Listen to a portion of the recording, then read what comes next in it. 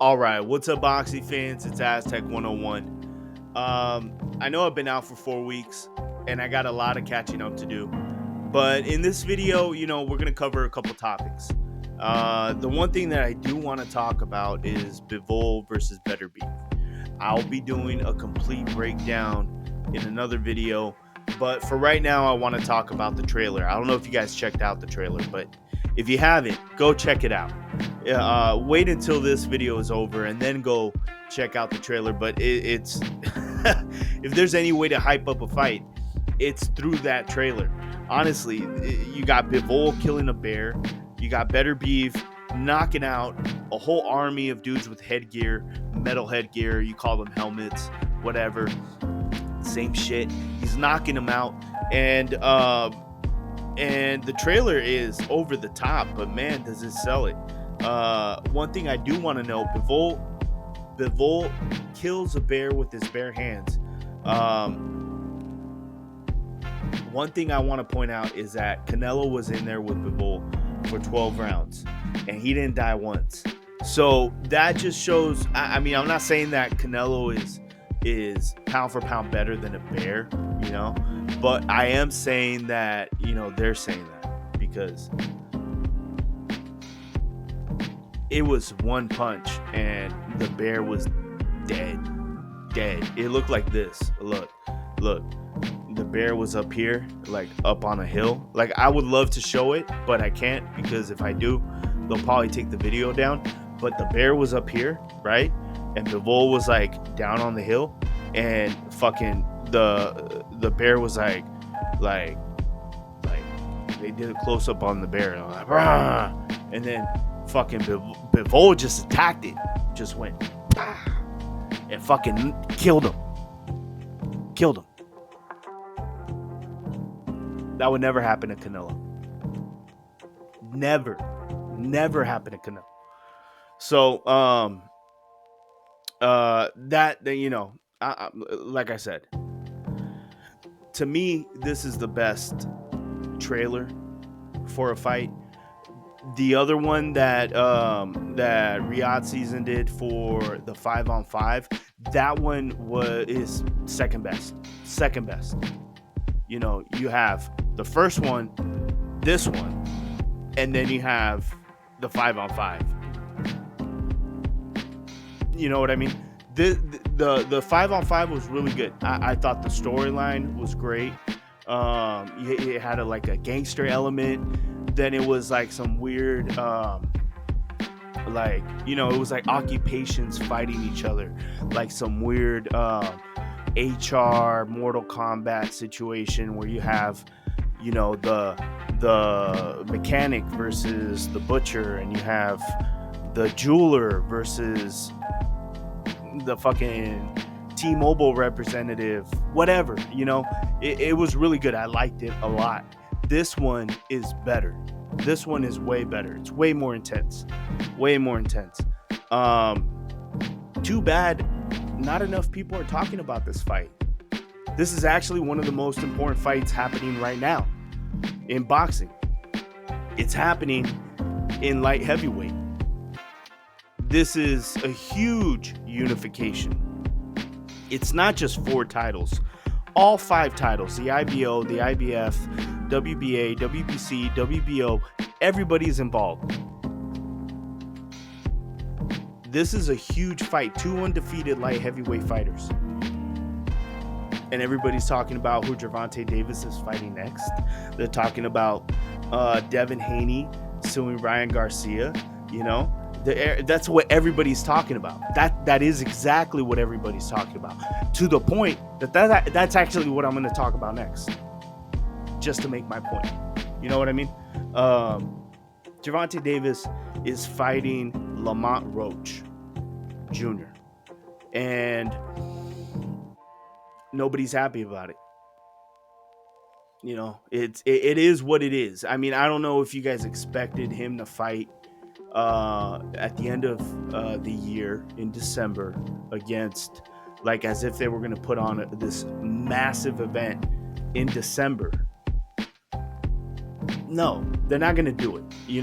I imagine Shakur Stevenson, I imagine any other fighter is available next year. That big fight we can expect next year.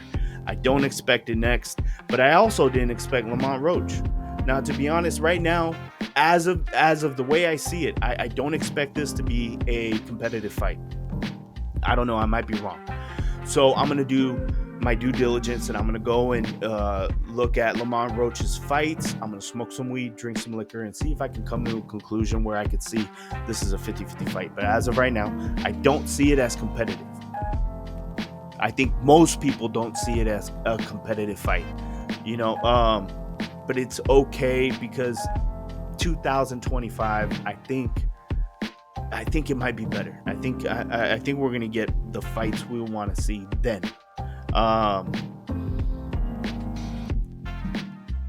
Devin Haney right now is suing Ryan Garcia. He's suing Ryan Garcia, and I don't know what to think about it. Because for years, every time a fighter gets popped, the one thing that boxing journalists bring up, and the one thing that boxing fans say is, what if they got sued? Why don't they sue these fighters that come in dirty, that get popped dirty? And the thing is that right now you're seeing an example of why people don't sue, why fighters don't sue. It's because as soon as you sue, it's gonna look like you're a bitch. And that's the way it is. Right now, Devin Haney is suing Ryan Garcia, and even if he wins, he's right now being looked at as a bitch. And that's something that is gonna be hard. It's gonna be a hole to dig. It's a deep hole to dig yourself out of. Once boxing fans start thinking that, you're not really a fighter, you're not built like that, then it's not even about doubt at this point. It's just about them not showing up to your fights. And that could hurt his revenue. And that's really what he's fighting for, right? The reason why he's even suing Ryan Garcia, it's not necessarily that he lost. It's the fact that because he lost, he is now losing money. And the problem that I have with this is that I feel like he's ruining his opportunity to actually make more money.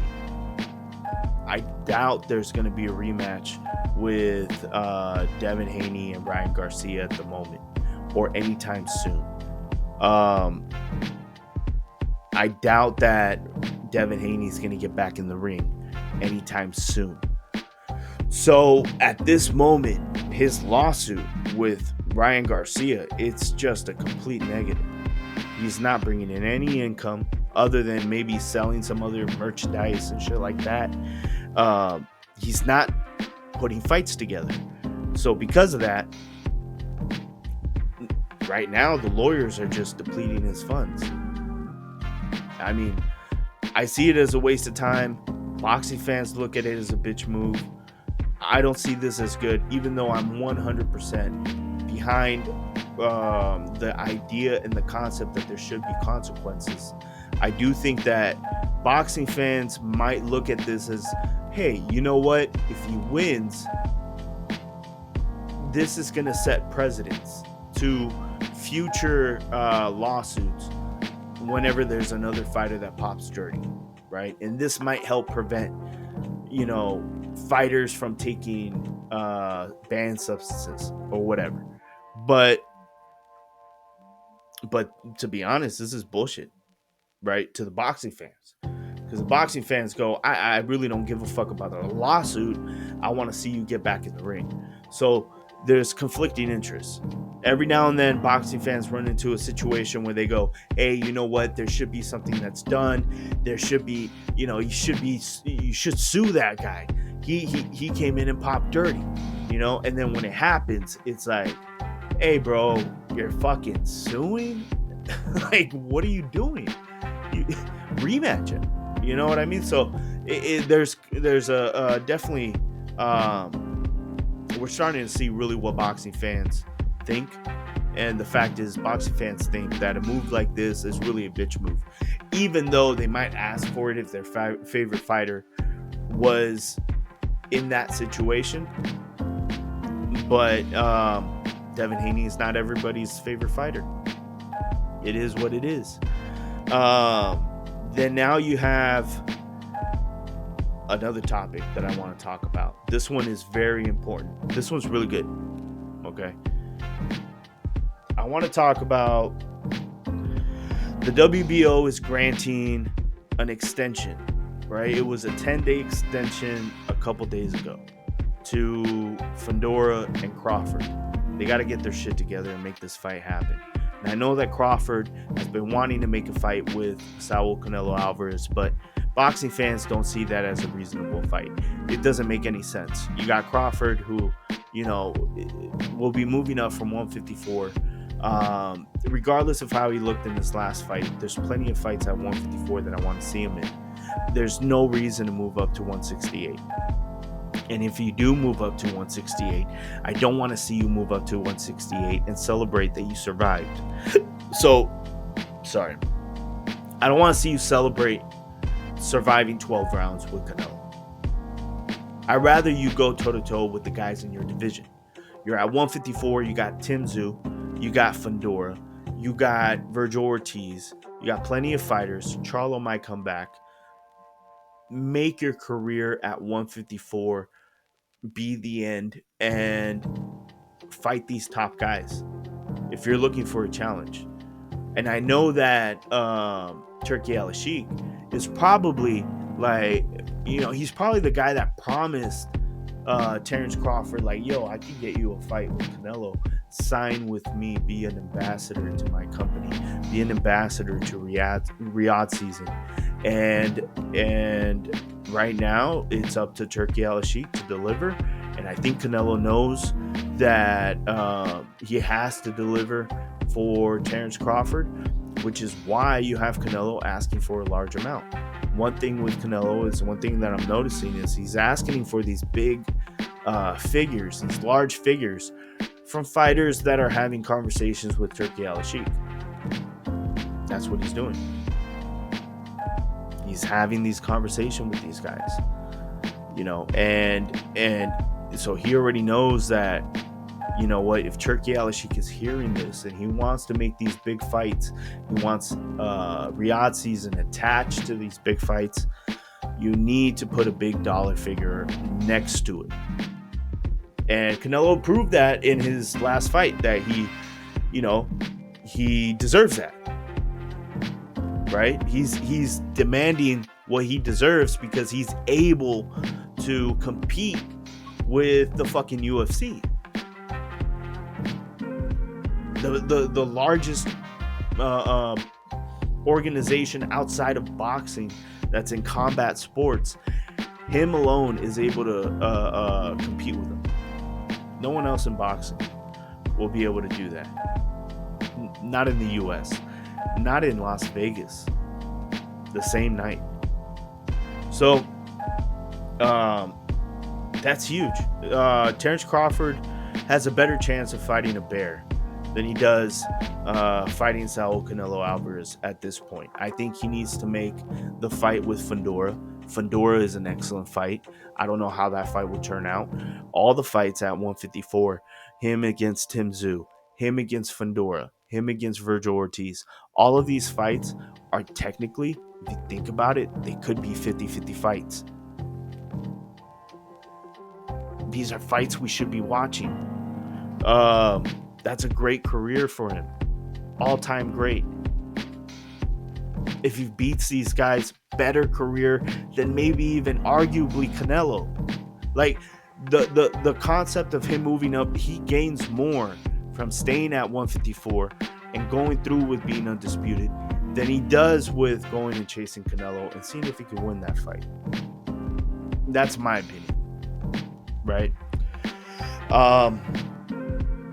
The last thing I want to talk about is I want to leave this one to the end, but not because it's less important, just because it's bad news. This young man, this fighter, and I'm hoping I'm pronouncing his name correctly, Malik Birdsong, passed away. He was killed in front of his mother's house in Los Angeles just a couple days ago, and this was earlier this week. 31 years old, young, and he was killed. He was standing, I think he was standing in front of his SUV, his car. He had his girl in the car. He was visiting his mom, and just from the report, it seems like after they shot at him, they chased him down. So I don't want to speculate, but I do want to point out that this seems personal, and if there is an investigation, they should be looking into people that he knows. And I'm sure the police is going to get down to the bottom of this. At least I hope so. So condolences to the family. I don't want to end it on a bad note, but this is what happened. And there are boxers that are trying to come up that sometimes don't even get to live long enough to become champion or become well known in their art form. And this is sad. It's a sad reality. So my condolences to the Birdsong family. And I'm going to leave it at that. This is Aztec 101 in the ring, and I'm out.